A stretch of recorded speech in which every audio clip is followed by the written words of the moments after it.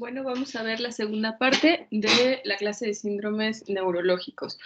Vamos a ver la evaluación de la fuerza muscular. Como ya lo veíamos en la exploración física, ya sabemos todo lo que se le tiene que revisar, pero lo vamos a dividir en síndrome piramidal o de neurona motora superior, síndrome de neurona motora inferior, que aquí vamos a tener las radiculopatías o neuropatías, un síndrome de la unión neuromuscular y un síndrome miopático.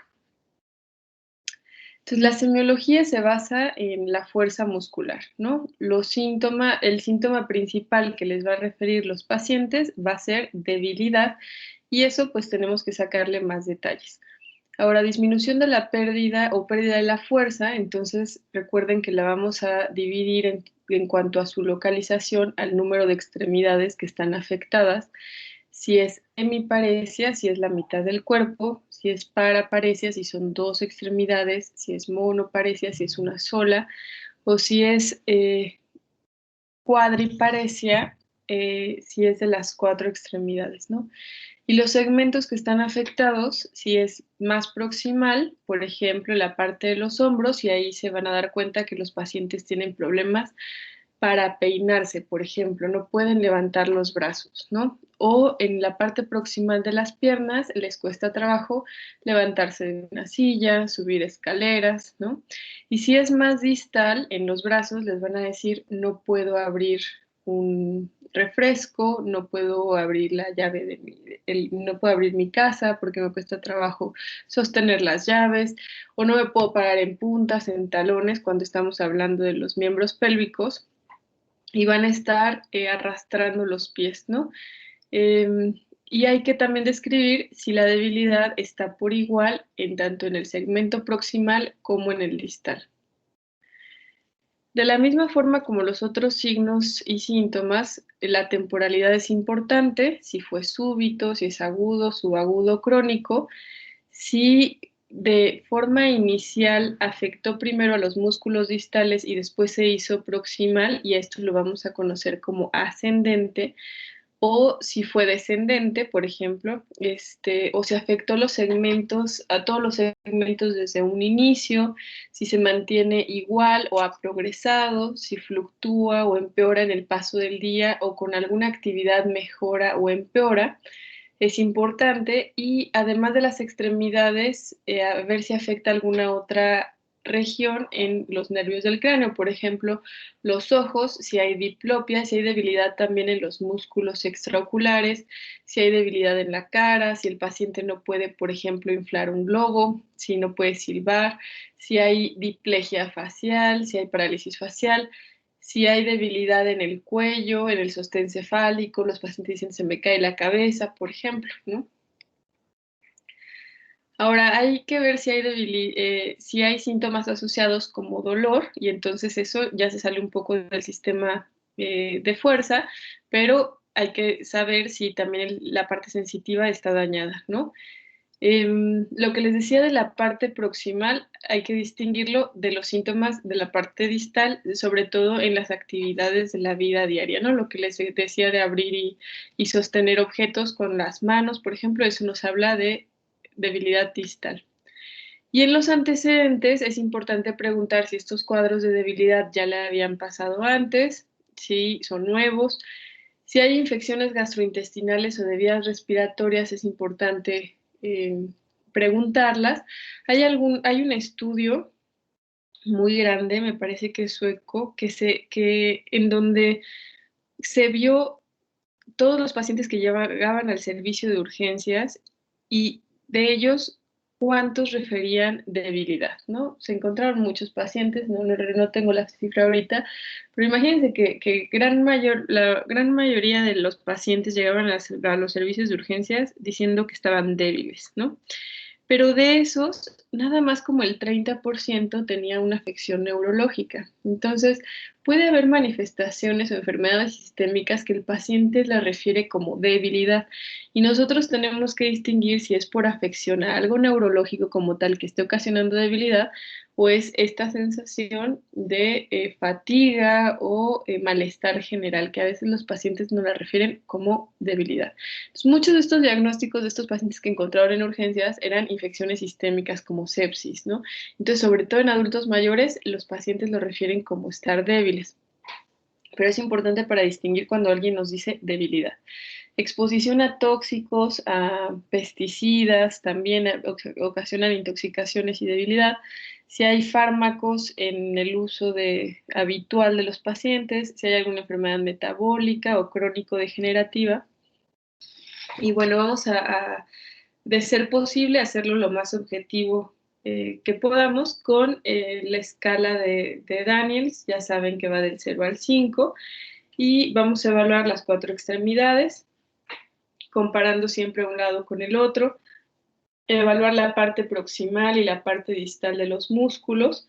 Si es posible, pues hacerlo por grupos musculares, ya sea que sean flexores, extensores, abductores o aductores, y valorarlo, ¿no?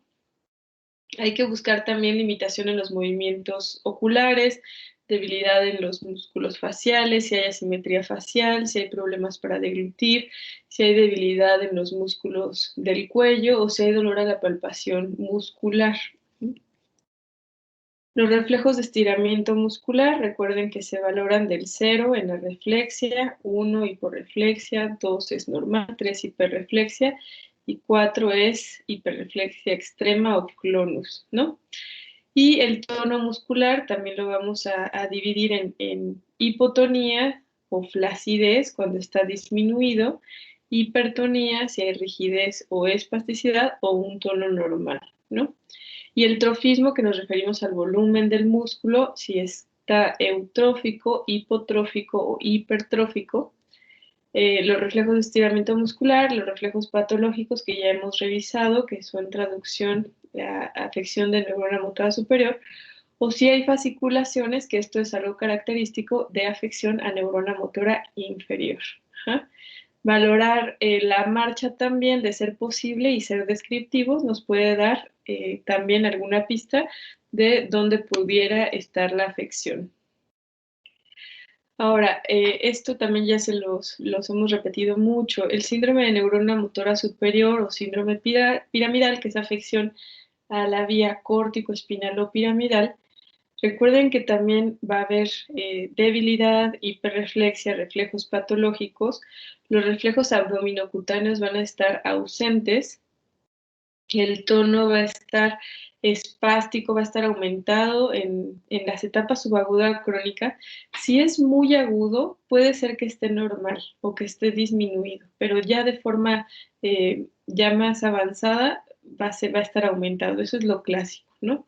Y el trofismo va a ser normal en etapas agudas y puede estar disminuido en etapas crónicas, ¿no? Por falta de movilidad. Y la marcha pues va a ser espástica o en tijera porque no va a poder tener, porque está tan rígido que se va a ver como si fuera, como si se moviera en bloque, ¿no? Y recuerden lo que le medimos al síndrome piramidal, si es completo o es incompleto, eh, si es denso o no denso, de acuerdo al grado de debilidad, y si es proporcionado o desproporcionado, si la afección es de igual grado en la extremidad superior a la inferior. Y recuerden que todo esto nos va a ayudar para la localización, ¿no? Y entonces, cuando ya pensemos ya cuando clasifiquemos bien nuestro sindromático en cuanto a la fuerza, pues vamos a proponer un síndrome topográfico, ya sea intraaxial o extraaxial, si se trata de neurona motora inferior. Si es la localización, si es intraaxial, si es supratentorial, en la corteza, cápsula interna, por ejemplo, o si es infratentorial, en donde sigue la vía piramidal a nivel del tallo cerebral o la médula espinal, ¿no? Recordar poner el tiempo de evolución y las probables etiologías de acuerdo a las características del paciente. Y ahora el síndrome de neurona motora inferior, entonces se va a caracterizar también por debilidad, pero aquí los reflejos van a estar disminuidos, va a haber ausencia de reflejos patológicos, el tono va a ser disminuido o flácido, el trofismo va a ser normal cuando es muy agudo, pero va a haber franca atrofia en etapas subagudas o crónicas. Esto es lo que nos da las fasciculaciones, la pérdida del músculo, ¿no? Entonces, las fasciculaciones son características de la neurona motora inferior. Y entonces vamos a tener vamos a distinguir los diferentes sitios de lesión a la neurona motora inferior. Y entonces tenemos el síndrome radicular o el síndrome eh, de radiculopatía. Y a esto nos referimos que las raíces nerviosas son las que están afectadas. Ajá. Y entonces, claro, vamos a tener un síndrome de neurona motora inferior, pero lo característico es que la afección de la fuerza va a ser más proximal que distal. Lo que decíamos, los pacientes se van a quejar más que no pueden levantar los brazos por arriba de los hombros en comparación a la debilidad que tienen en las manos o en los dedos, ¿no? Eso de forma general. Igual en las piernas. Generalmente afecta solo a una o dos extremidades, pero puedes tener cuadriparesia, ¿no? Puede asociarse a tipo de dolor neuropático, que el dolor neuropático es un dolor que se caracteriza porque es tipo de descarga eléctrica, pueden ser hormigueos de descarga eléctrica y que sigue el trayecto de un nervio. Puede haber también síntomas sensitivos como hormigueos o calambres, que también nos habla de alteración de la sensibilidad del nervio. Entonces, siempre hay que definir si es monoradicular o poliradicular, ¿no? Esto generalmente más bien nos referimos cuando se afecta una extremidad o más de una extremidad, ¿no? Entonces, por ejemplo, el síndrome de Guillain-Barré, que es de forma general de 4 extremidades, nos vamos a referir a poliradiculopatía si la debilidad es de predominio proximal, que eso es lo que nos va a dar el sentido radicular.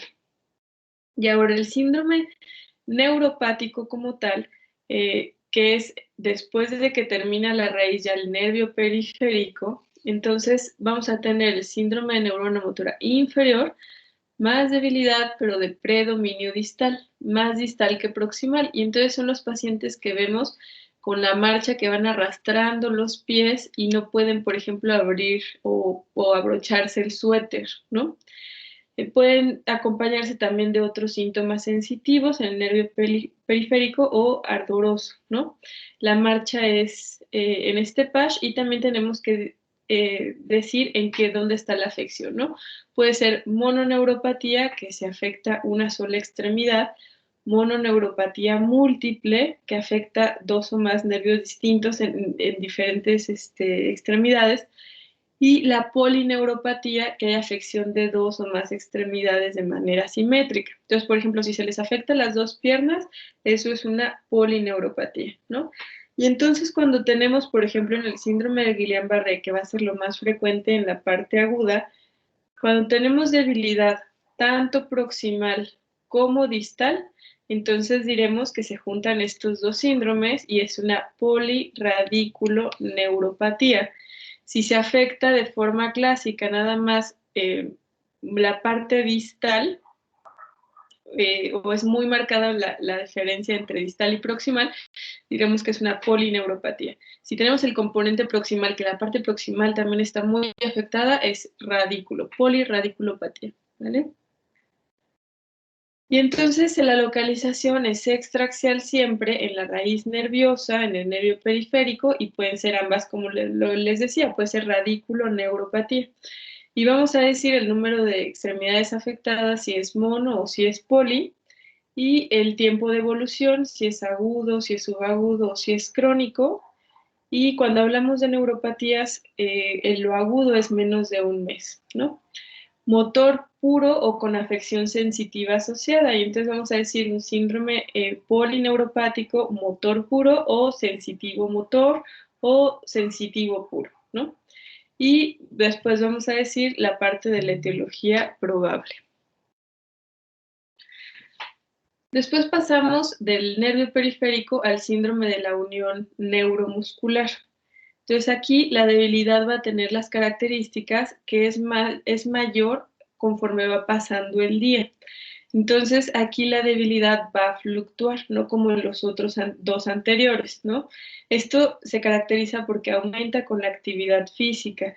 Es frecuente que los pacientes se despierten por las mañanas sin ningún síntoma y conforme van agotándose o fatigándose a través del día, empiezan a notar debilidad de predominio proximal, pero de forma característica también se afectan los músculos oculomotores y el elevador del párpado, y vamos a empezar a ver al paciente que empieza con tosis, por ejemplo, o dificultad para hablar, se les cae la mandíbula, problemas para deglutir, se afecta los músculos faríngeos o respiratorios, ¿no?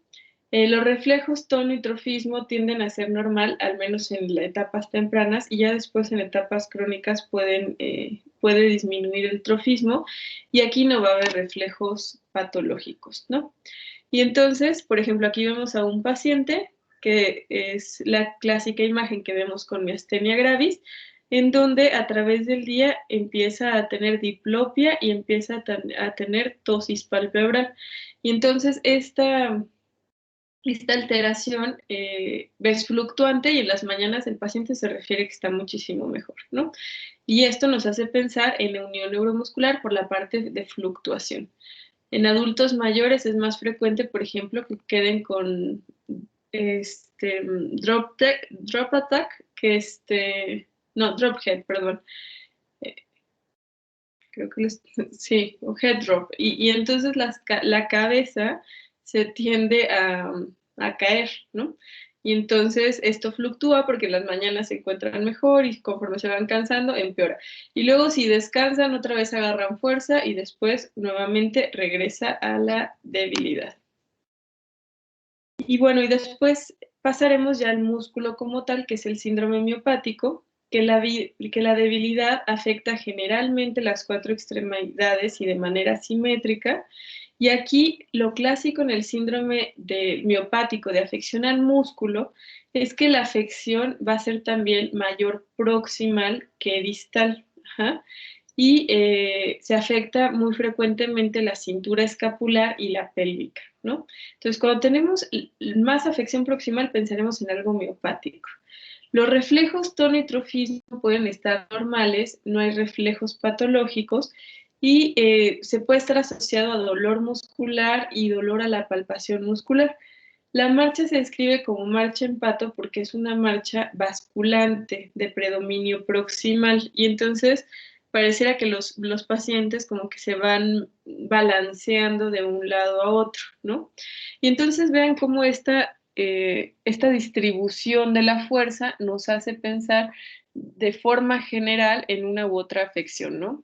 Si se afecta la mitad del cuerpo, por ejemplo, en el cuerpo, vamos a pensar por ejemplo, en un infarto cerebral, en un ictus, una enfermedad vascular cerebral. ¿Por qué? Porque esto probablemente venga a nivel intraaxial, a nivel del encéfalo. Si se afecta dos extremidades inferiores, sin ninguna afección a nervios del cráneo y sin ninguna afección a miembros torácicos, podemos pensar en una afección a nivel de la médula espinal, una mielitis transversa.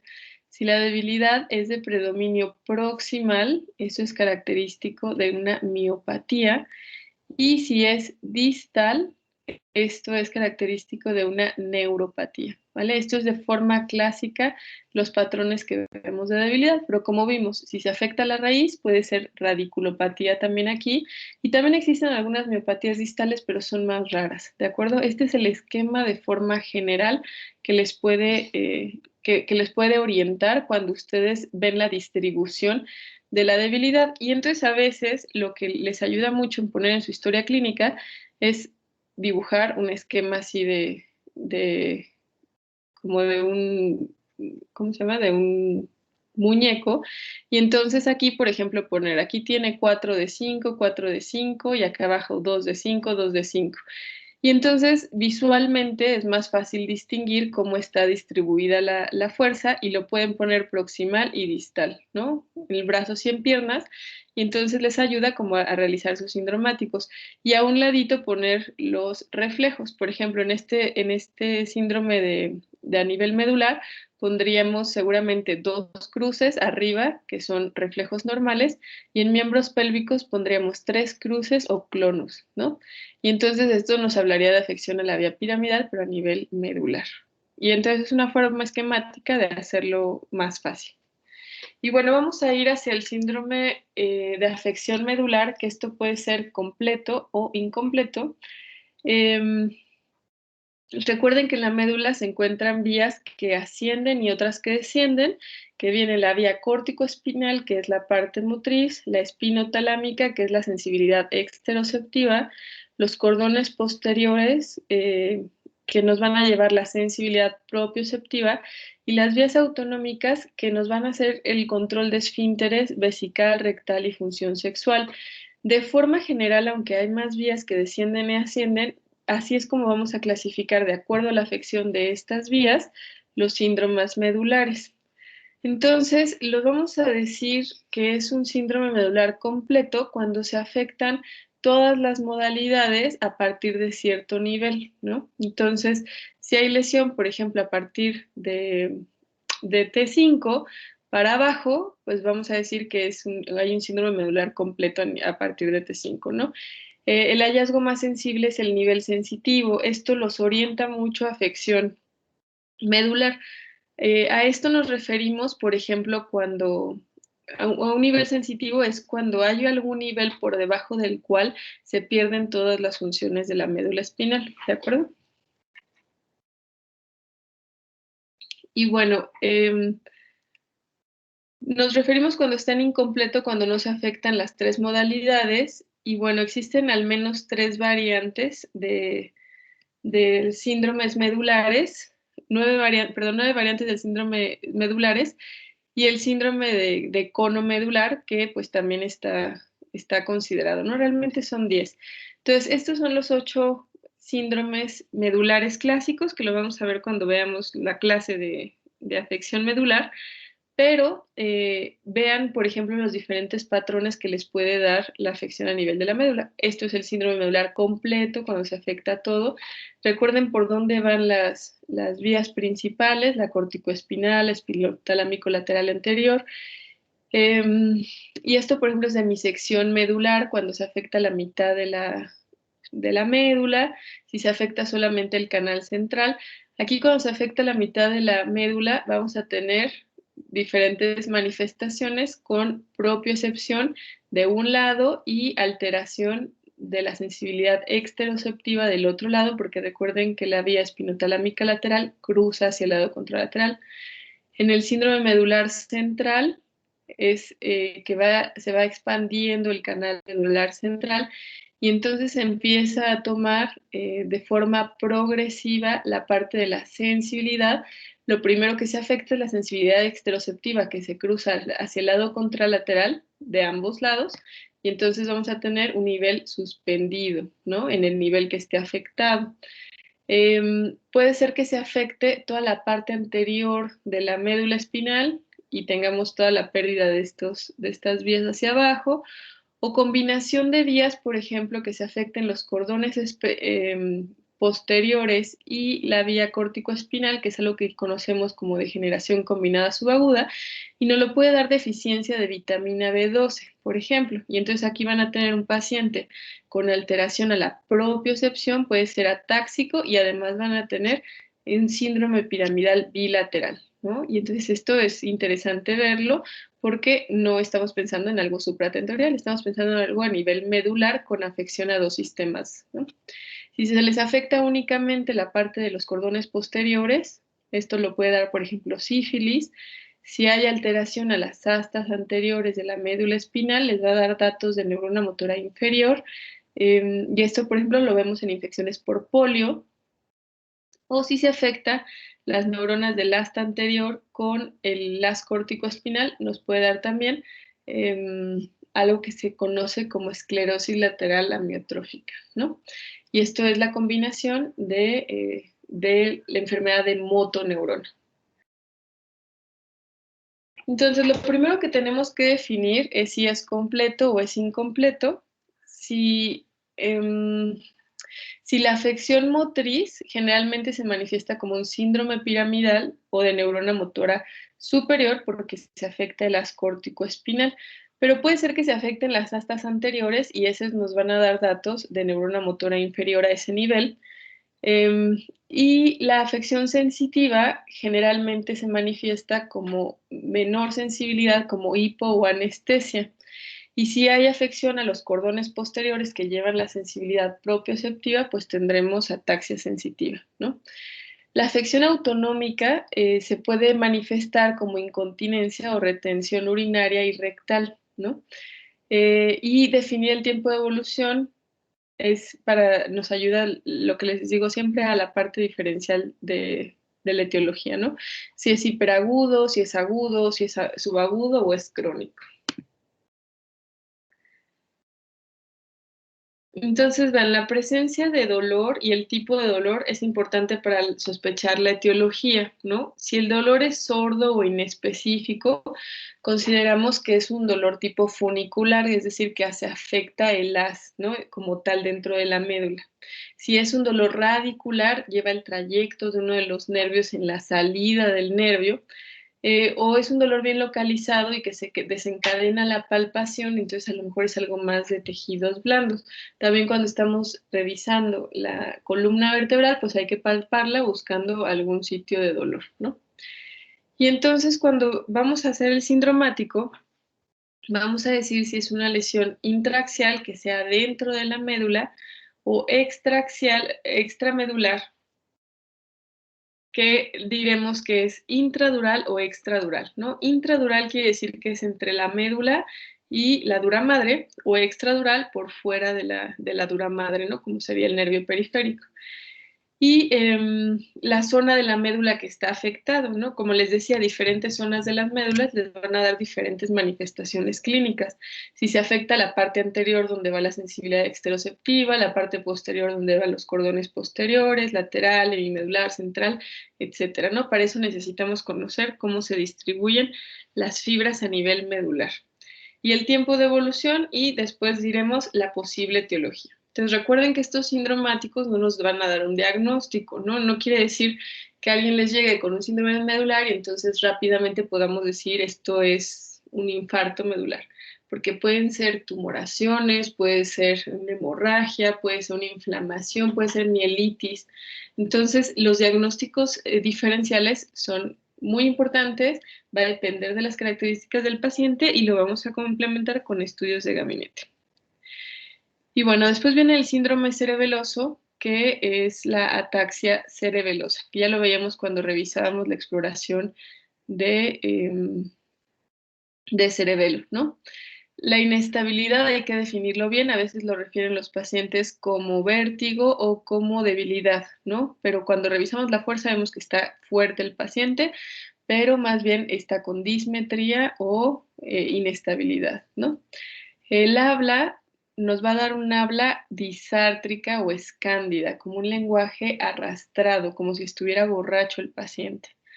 La marcha, lo que veíamos era que disminuyen la distancia entre su centro de gravedad y el piso y entonces tienden a agacharse, está inestable, hay lateropulsión hacia un lado o hacia el otro y hay caídas frecuentes. Como lo que predomina es la ataxia, estos son movimientos incoordinados, lentos o torpes, y lo que les digo es que los pacientes lo confunden en algunas ocasiones con debilidad. Entonces, ataxia es falta de coordinación, ¿no? Y esto puede ser que se afecte de un solo lado o de los dos lados, ¿no? Y esto nos lo da los hemisferios cerebelosos. Y vamos a ver la edad de presentación del paciente, es diferente que se presente en alguien de 14 años a alguien de 50 años, por ejemplo, ¿no? Y el tiempo de evolución, como siempre, muy importante. Los antecedentes relevantes es si hay alguien en la familia que tenga la misma afección, eso es algo muy importante que muchas veces se pasa por alto. Hay, por ejemplo, ataxias hereditarias, ¿no? Y hay ataxias hereditarias autosómicas dominantes, autosómicas recesivas y ligadas al X. Entonces hay que preguntar si hay alguien más en la familia que tiene esta falta de coordinación y que ya se conozca, ¿no? Algunos pues nunca se estudiaron o no tienen el diagnóstico, pero sí preguntar si no hay alguien en la familia que tenga síntomas similares. Y a veces sirve que lo traigan también a consulta para conocerlo, ¿no? Si tienen antecedentes, por ejemplo, del consumo de tóxicos o el consumo de fármacos o antecedente de cáncer. Por ejemplo, algunos de los antiepilépticos pueden ocasionar degeneración cerebelosa y la traducción va a ser ataxia cerebelosa, ¿no? Entonces lo podemos ver en pacientes que tienen fenitoína durante mucho tiempo y el antecedente de cáncer es importante o sospecha de cáncer en adultos mayores por la posibilidad de un síndrome paraneoplásico. Entonces recuerden que cuando lo revisamos vamos a ver el nistagmo, que es de características centrales, el habla, que es la disartria, va a haber disminución del tono, los reflejos van a ser pendulares, esto quiere decir como que tardan en regresar, y esto es por la disminución del tono que nos da el cerebelo. Va a haber dismetría y disdiadococinesia, la marcha va a estar inestable, con base de sustentación amplia y con lateralización, ¿no? E incapacidad para realizar tándem. La localización, pues va a ser una lesión intraaxial a nivel del cerebelo, esto siempre nos vamos a referir, pero vamos a ubicar si es a nivel de un hemisferio cerebeloso, si es en el vermis, que nos va a dar algo más axial, o si son los pedúnculos cerebelosos, ¿no? El tiempo de evolución y después irnos a la etiología probable. Entonces, bueno, eso sería todo por la segunda parte de los síndromes neurológicos. Ya saben que si tienen alguna duda, por favor escríbanme. Nos vemos en la siguiente clase.